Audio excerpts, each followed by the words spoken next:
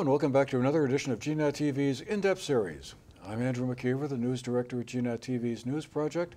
It's a pleasure to have you with us today on Thursday, September 19th.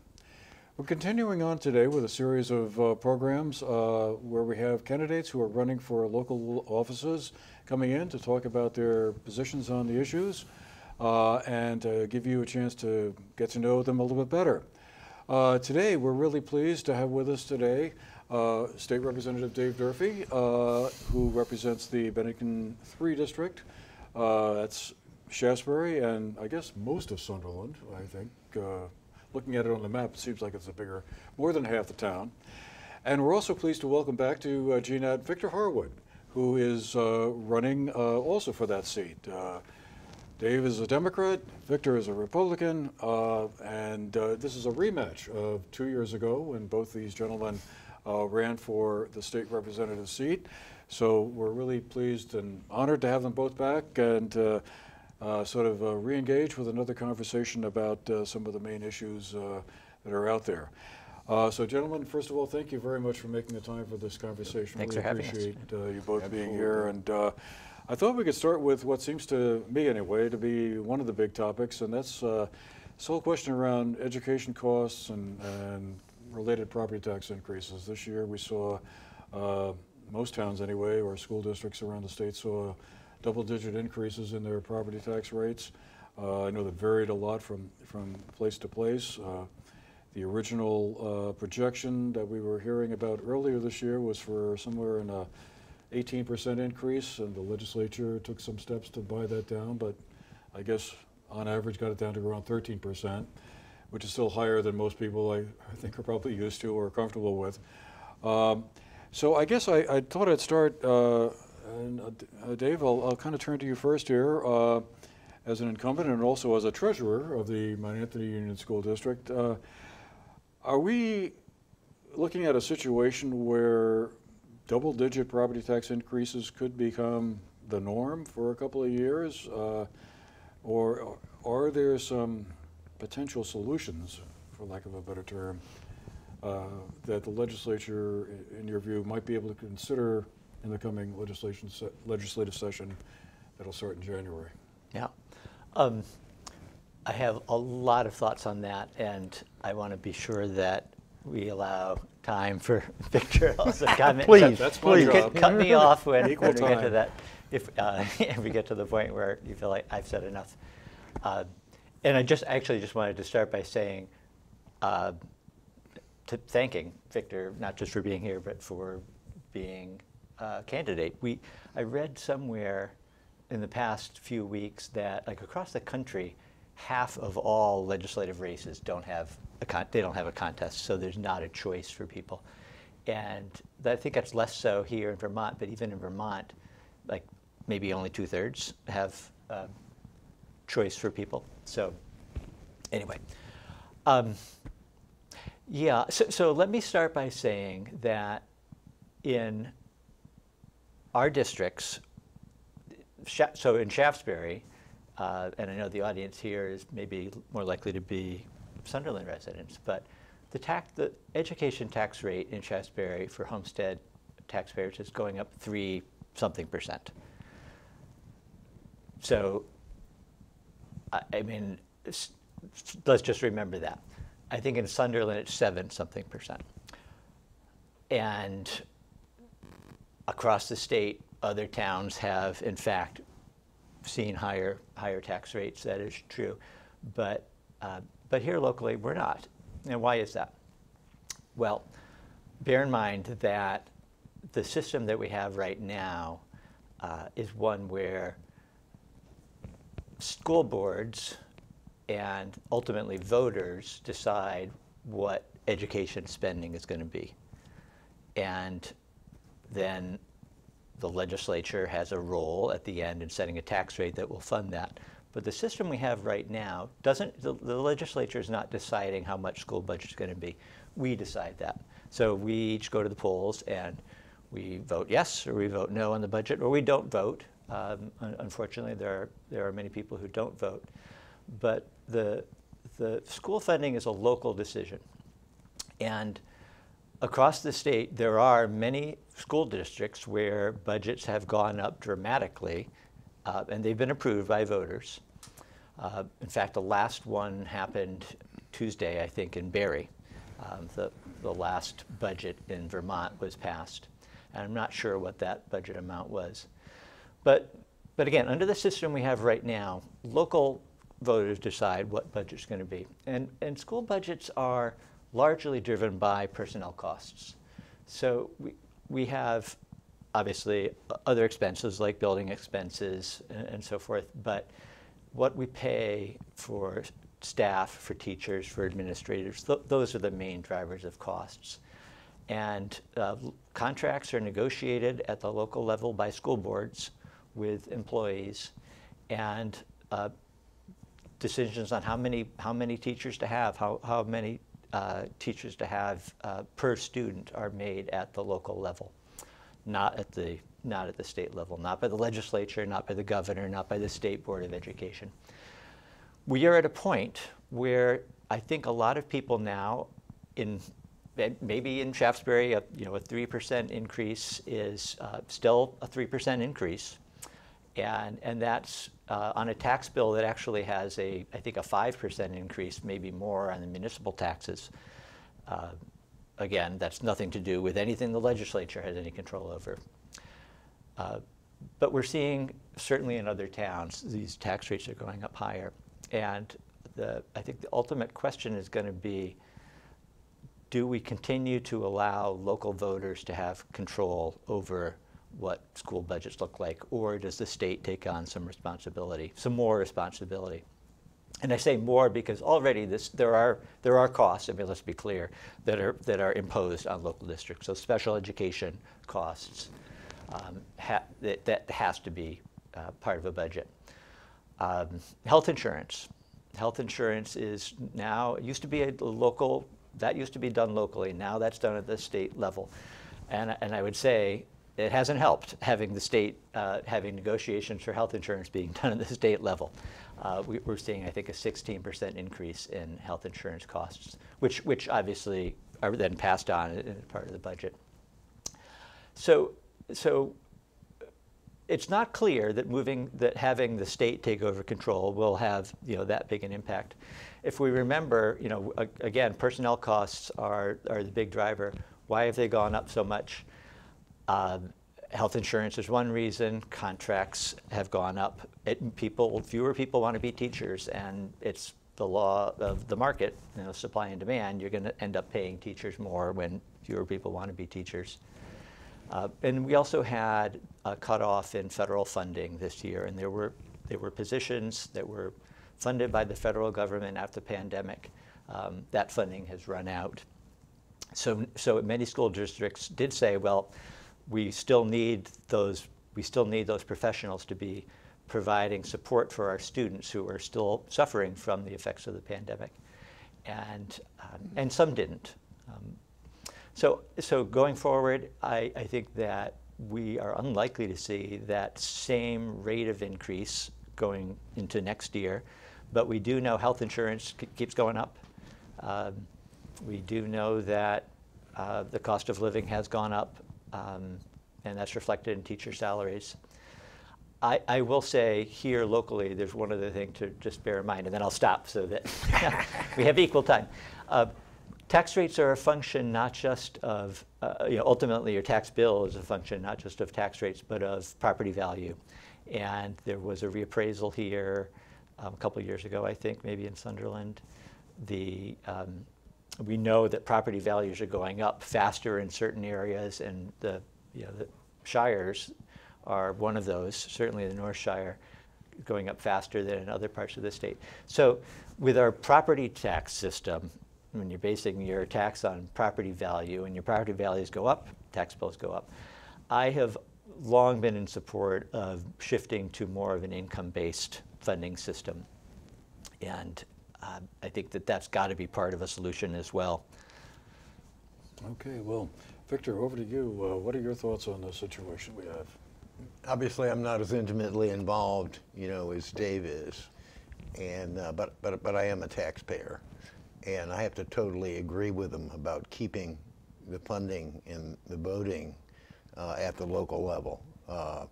I am basically a proponent of eliminating or having the United States government Department of Education. I don't think Montpelier, has a handle on staffing, performance. I think there should be studies. It just seems to me, especially in the area of special education, and it just seems when I went to school, and of course that was 50 years ago, and I went to school with the moderator, so we're certainly showing our ages there. But special education was a very small part of the Mount Anthony High School. As far as people, obviously it's an important part because certainly there are people that need help, and that's what the education system should provide for that and should be able to react to that. We have dedicated teachers, we have dedicated staff to try to help these people to get out and get into the world and function as adequately as possible.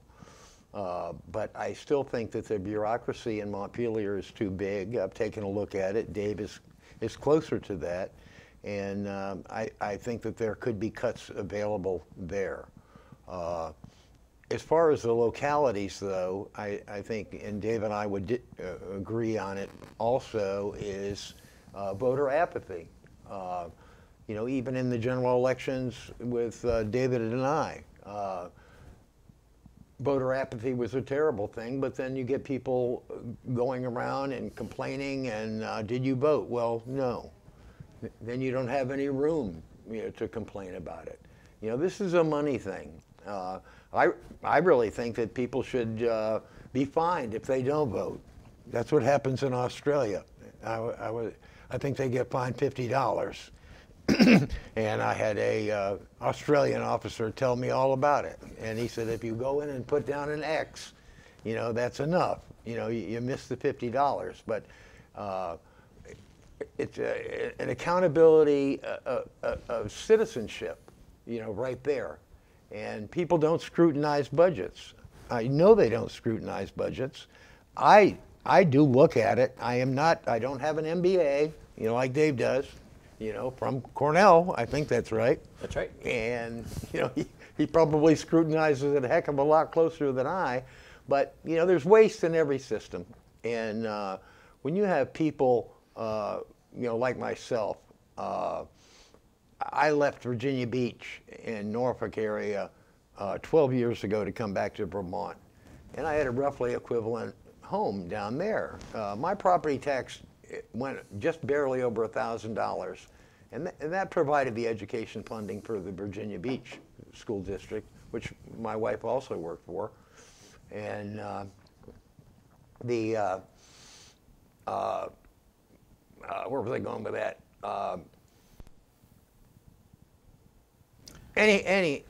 Anyhow, my property taxes like quintupled when I came up here. And I live on a dirt road. I have a nice property. I just moved to another property that was adjacent to that. And it's a lot of money. And one has to wonder, on anything that you buy, what are the roots? What are the actual costs? What is the cost effectiveness of this? And I, as a taxpayer, have a question. I don't think it's been publicized very well. A lot of and I don't think it's part of the education thing because they just had a ballot measure defeated for the school's Spinelli Field.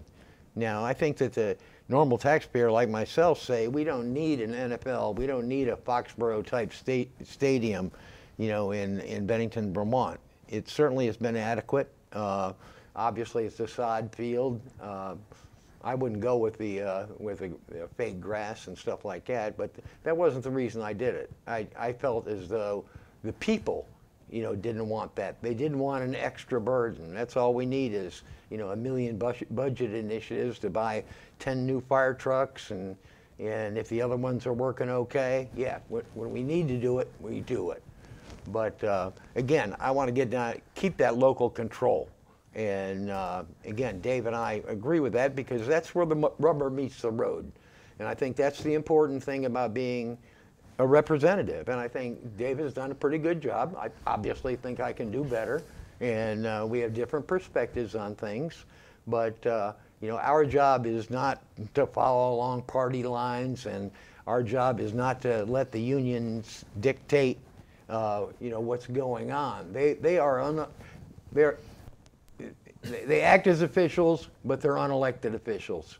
And the population makes the decision. The people make the decision on what's happening here. You know, not to be held hostages, you know, by potential labor organizations. And yeah, I don't want to. I'm on a soapbox, so. Oh, that's okay. No, that's interesting to hear. And as I'm listening to both of you, I'm thinking, boy, we could spend our entire time just talking about this issue. There's so many aspects to it. But we both care. Yeah, and I think that you made the point about scrutinizing budgets, which most people don't have the time to do that, or would even know where to look for the budget. And you know, it's there somewhere on the website for the school district. But even if you had the time to do that, you know, would you know where to find it?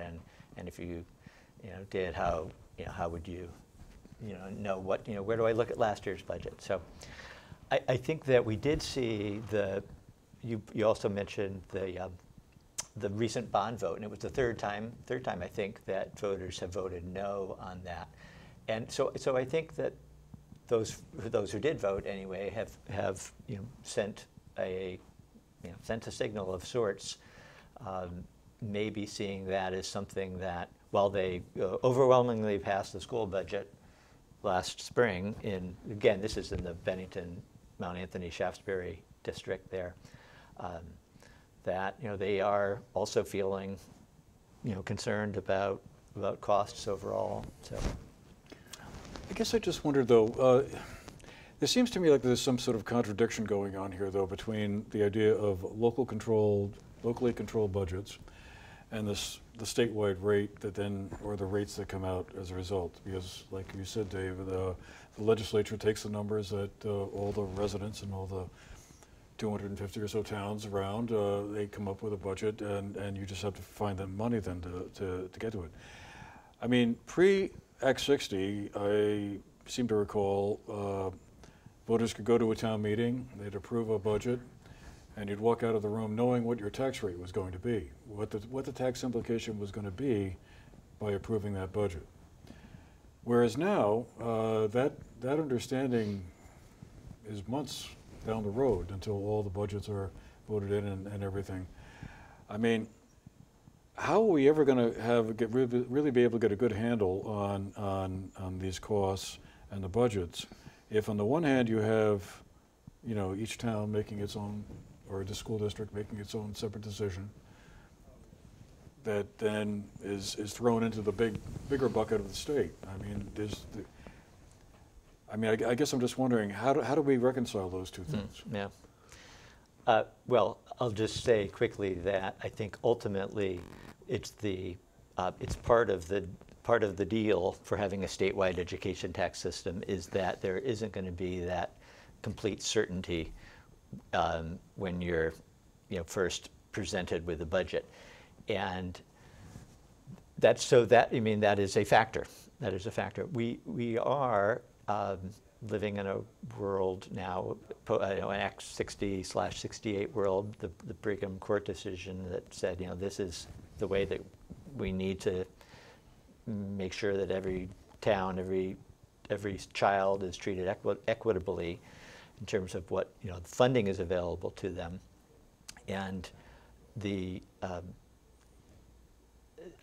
I'll just say that again, particularly for districts that have less property value, like Bennington and Shafsbury, Act 60 and 68 have been a tremendous positive factor in just what funding has been available. Mm-hmm. Yeah. Victor, before we leave this subject and move on, any final thoughts you wanted to make on this whole situation before we move on to the next item? Well, just an observation. obviously back when we were in school, I look at how much subsidy is going into schools, and that includes breakfasts and lunches, free for all, and you know, I paid for my kids. I paid for my kids, and I was ultimately responsible for the discipline in the schools also. And I think parental accountability, I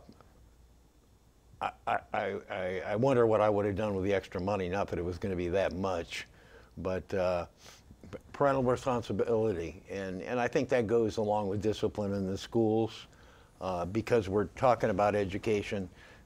That's one point I think we need to do something with the law about parental accountability for discipline in the schools, parental liability for hurting other people, parental responsibility for discipline. I was brought up in an army or a military type environment where there wasn't a problem because the parents were held directly responsible. And you know, I think something needs to be done in that area. And maybe one thing I would like to make sure, though, with school funding is I really think there needs to be more security at the schools. You know, whether that represents an armed security type guard. I'm not really large on the teachers being armed because they just aren't trained. But that is just another area that I would like to voice in Montpelier.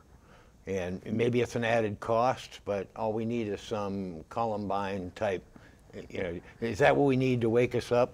And then we'll forget about it. You know, it's kind of like 9/11. So many people have forgot about 9/11.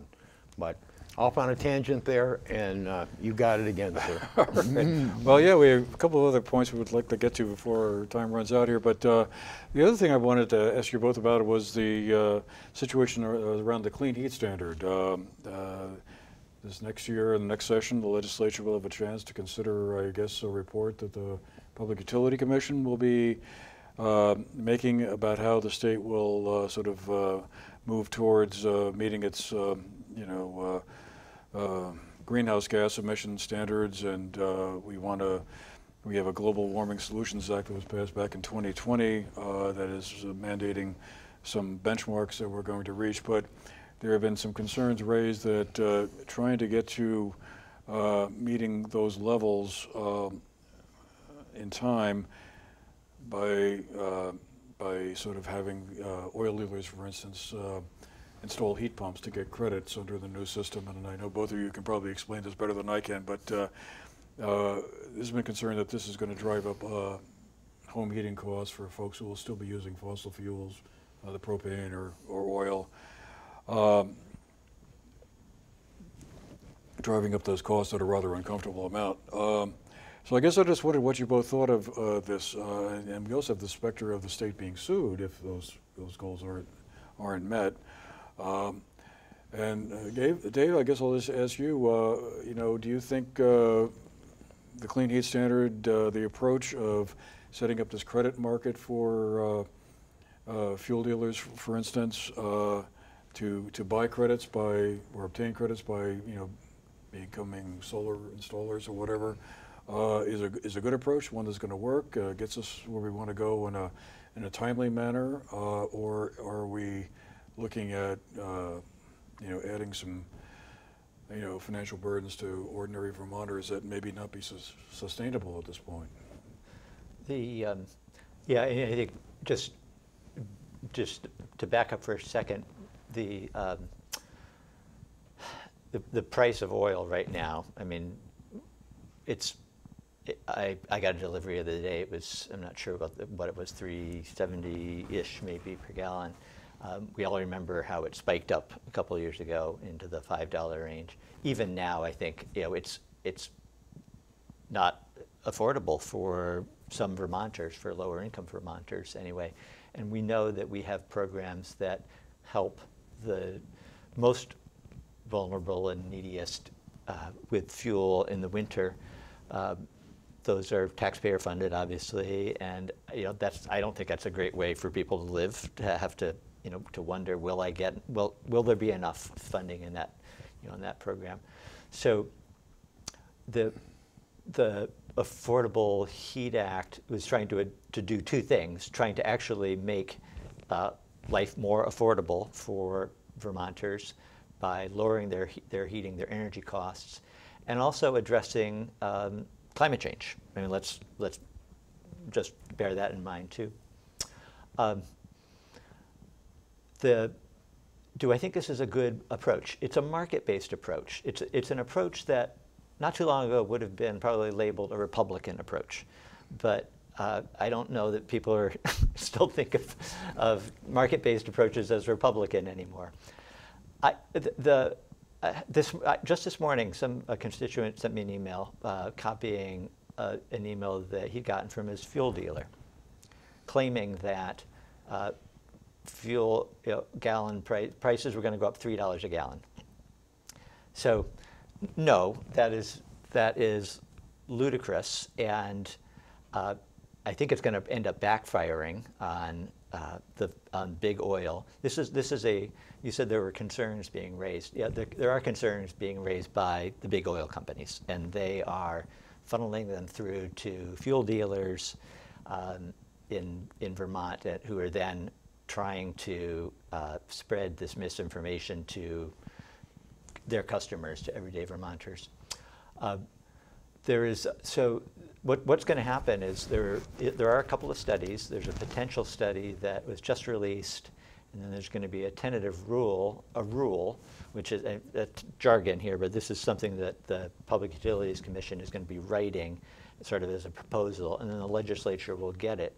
And it will have some actual numbers on what the anticipated costs are if we were to roll out with this program, which, as you said, is intended to make other heating sources available to Vermonters who right now are already paying more than they ideally would be for heating and cooling.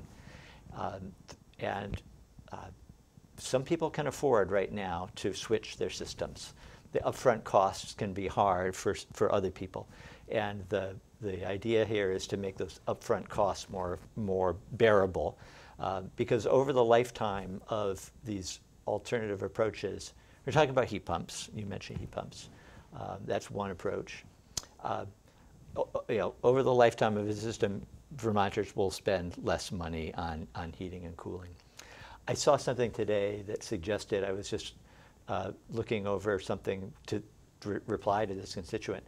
The best information we have right now is looking at like 1 or 2 cents a gallon in the first year, and then maybe upwards to 5 or 6 cents 5 years from now.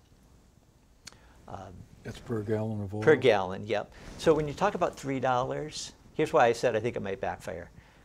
When you tell people it's going to be $3, and then it turns out that it's only a penny, I mean, ideally it wouldn't cost anything, but I think that it's just going to look even sillier. So, Victor, what do you think of this approach under the Clean Heat Standard Act? I mean, the legislature will get to weigh in on this report early in 2025 to see if that's the direction. So, I look at a lot of these comments and perspectives coming out of the legislature. It's kind of pie in the sky.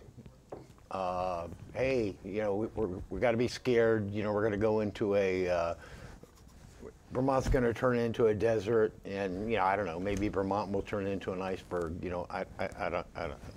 I don't know, and I don't think anybody really knows. But the thing that bothers me the most about the clean energy is it seems almost sacrosanct for somebody to mention nuclear power.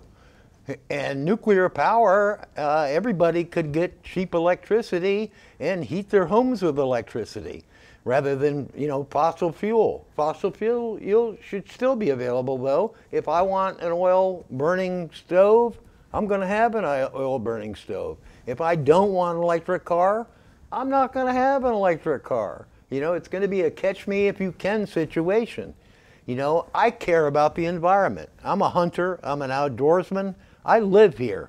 I lived in nasty environments for a big portion of my life. You know, we're right next to New York State. We have to depend on them for being clean.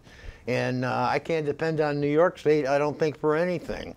And why don't they talk about nuclear? I've ridden on nuclear-powered ships. I've been around nuclear-powered submarines, and I don't think I glow unless somebody's got some kind of special vision to see that I glow.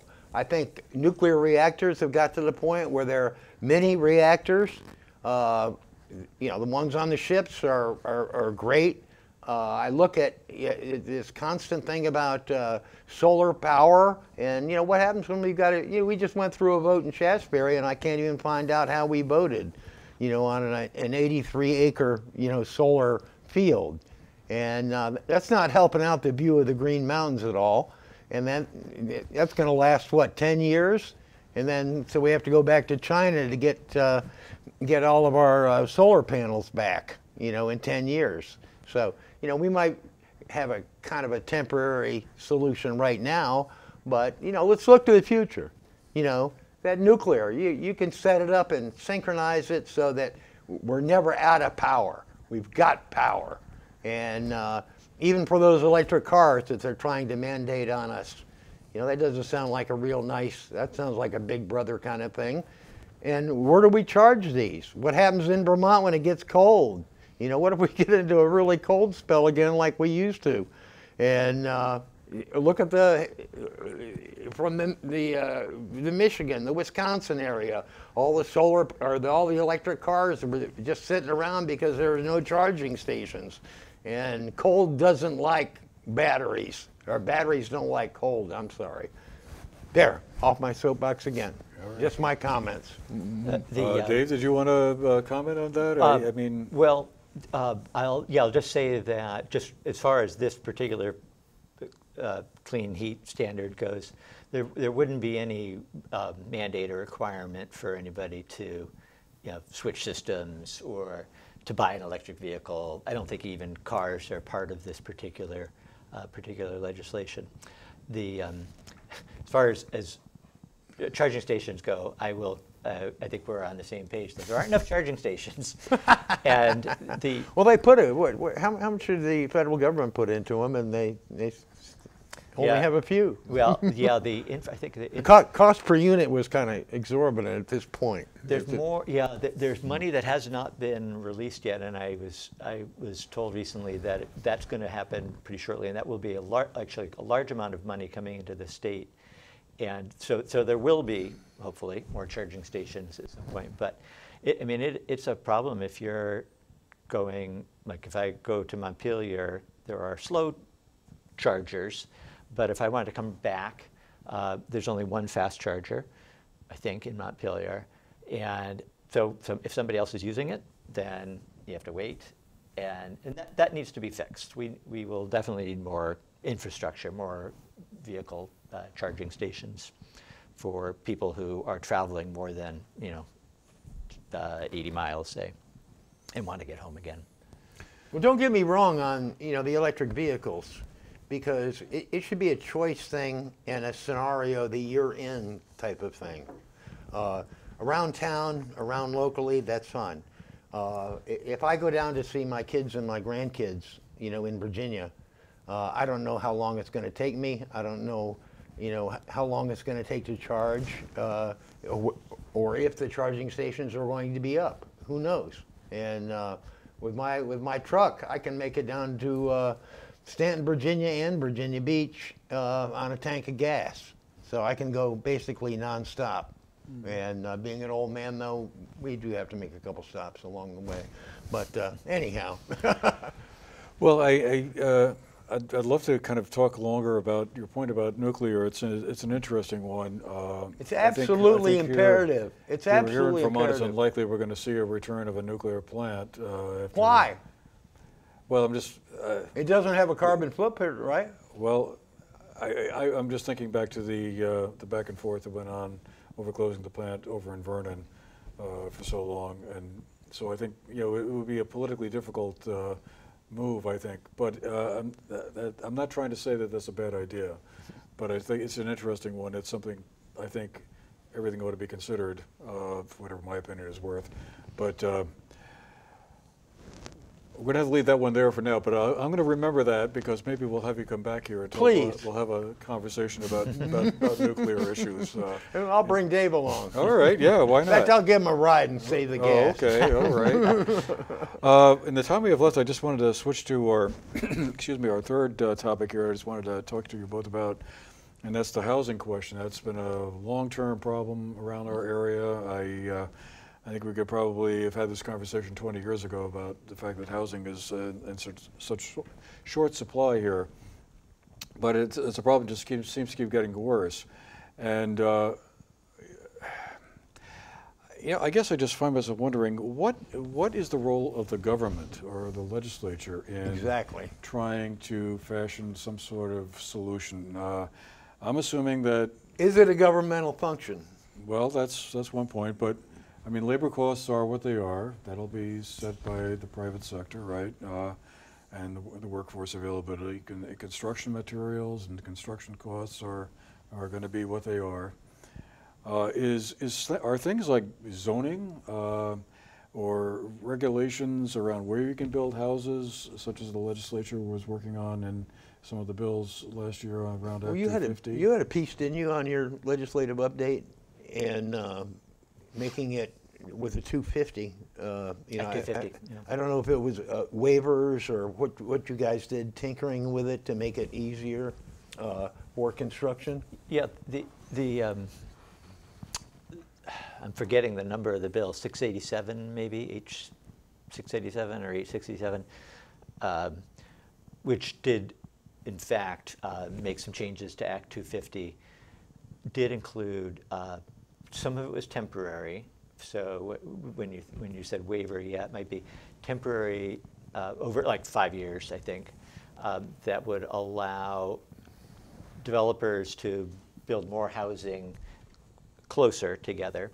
But then there were also zoning changes, I think, that were permanent and are also intended to have housing easier to build. So make it give more incentive for developers to put housing in village centers, and as opposed to sprawl, as opposed to building up above, on ridge lines and cutting down our forests to build homes in less densely populated areas.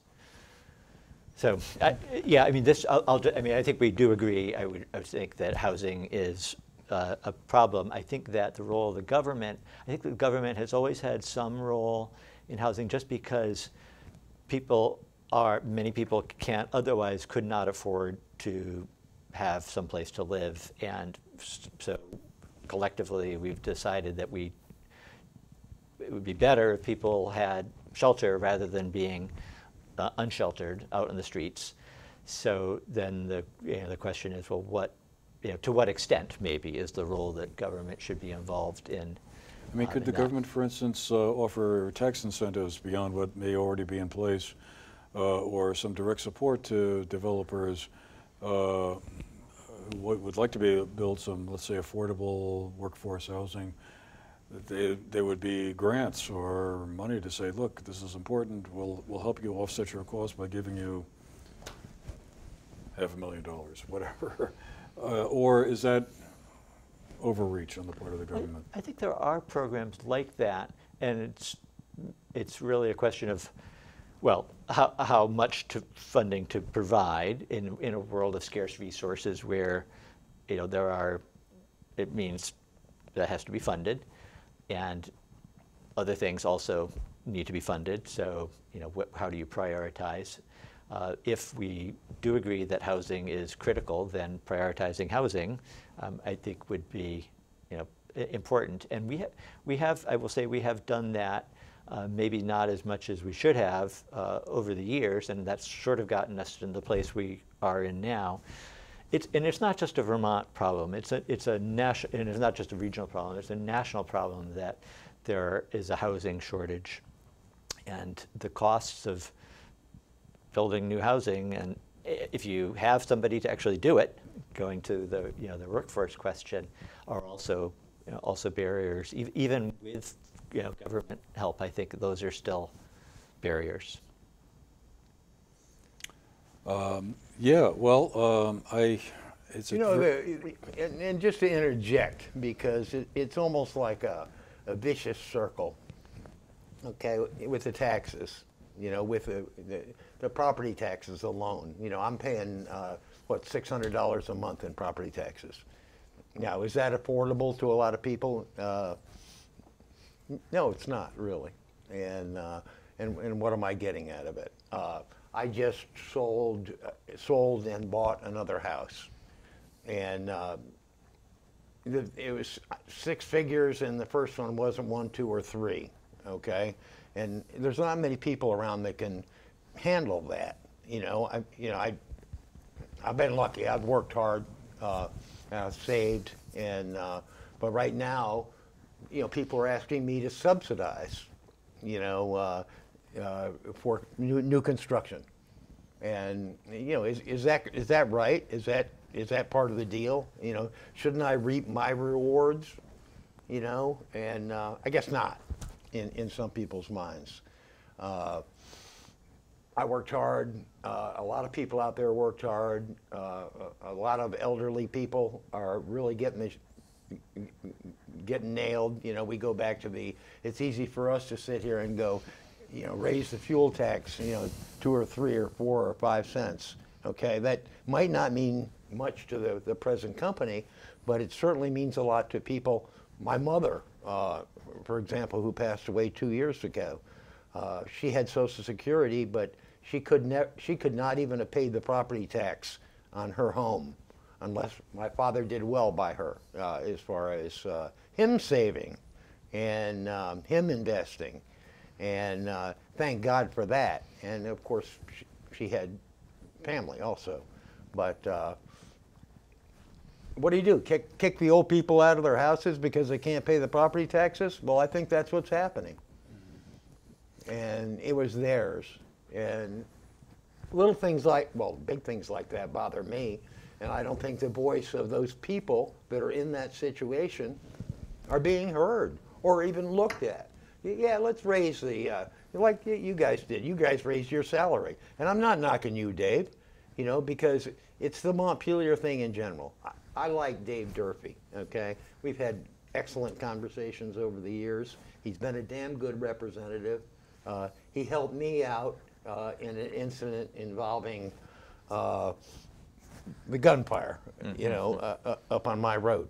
And and to make that real quick, I called 911 because of gunshots and people invading my property, and I wind up in handcuffs with automatic weapons pointed at me.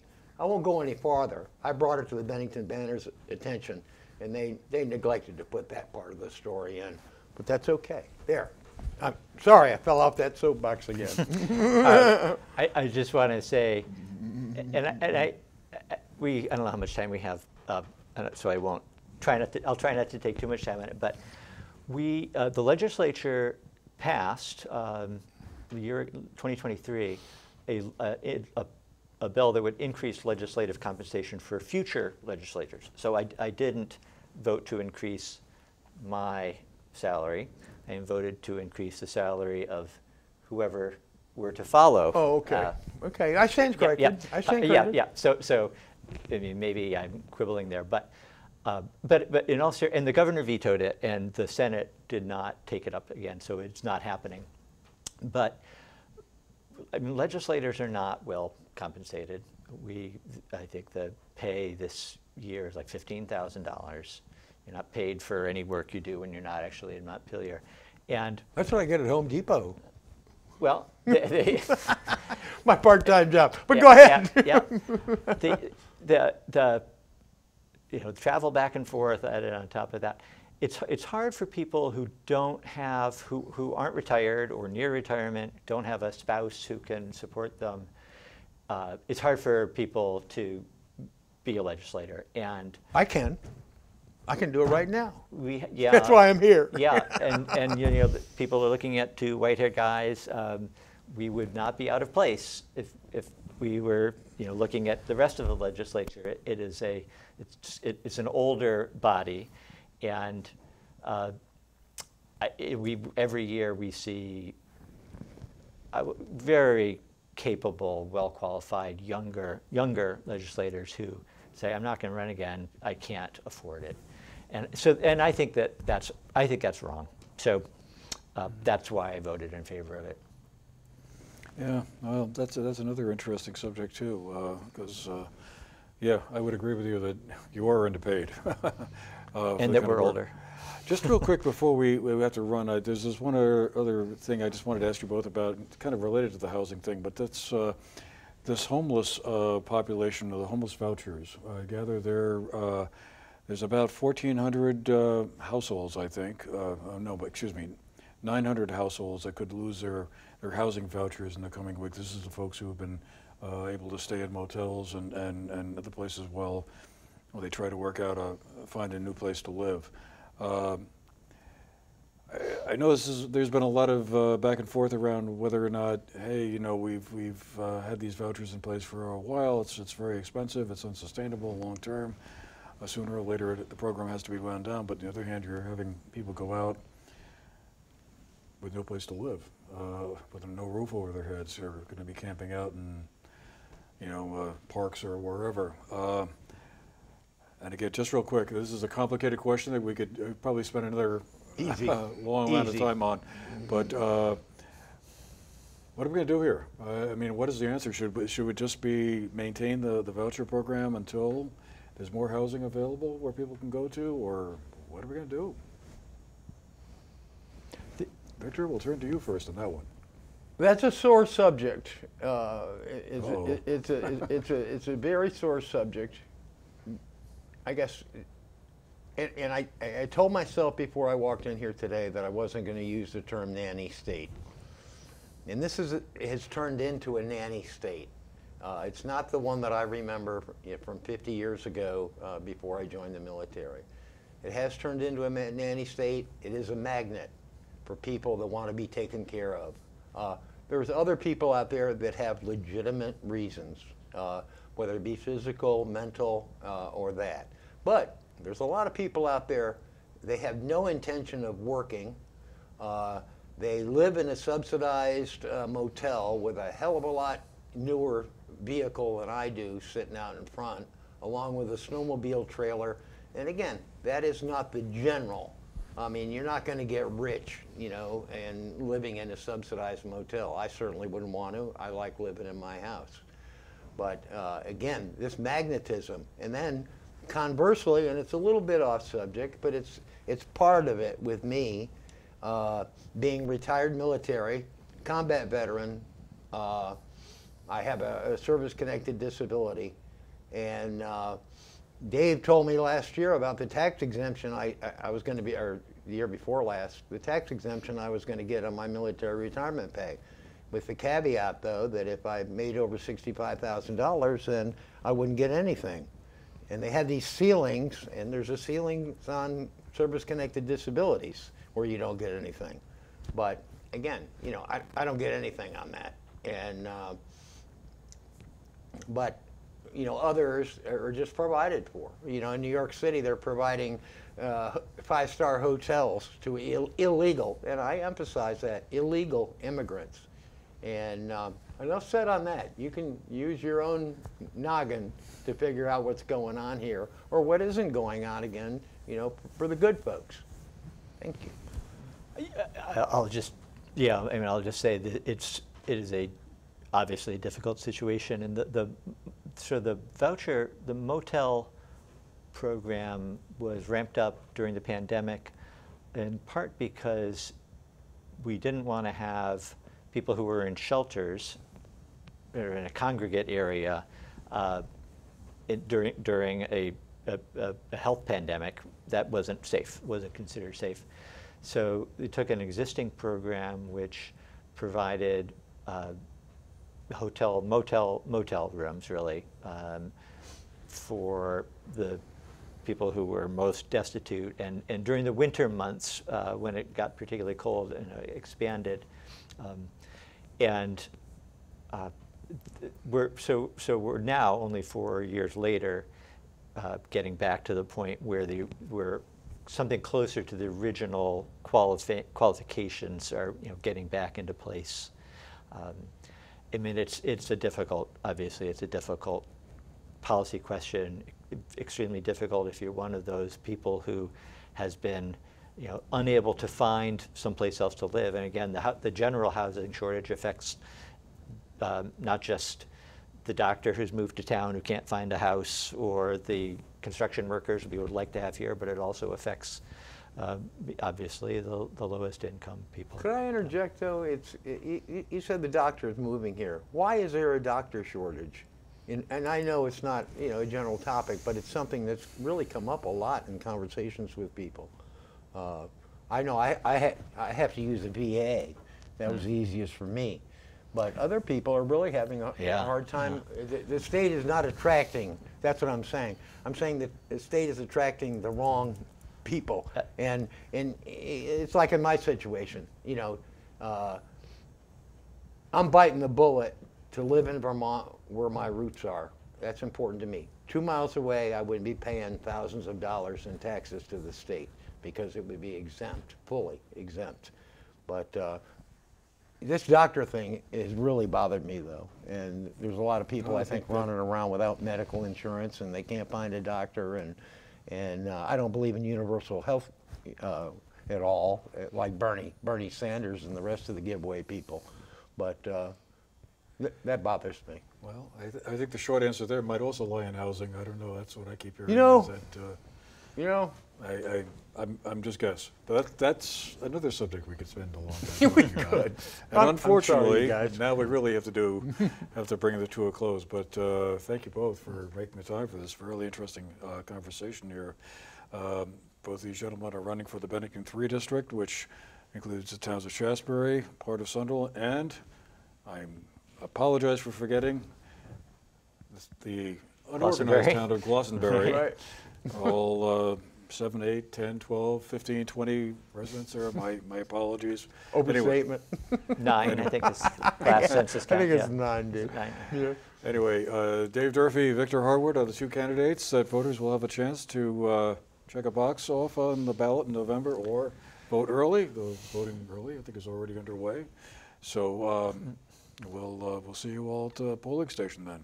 Thanks for having us. Thank you. Thank Sorry you. we don't have more time to go Well, into, it's fascinating how you diving into some of these and you realize the complexity of all. It is. There's no simple, easy answers. Otherwise, they would have been done already, I guess. Yeah. Anyway, well, we'll have to leave it there for today, folks. So thank you very much for joining us. Hope you found the program interesting, and we'll see you again the next time. Take care.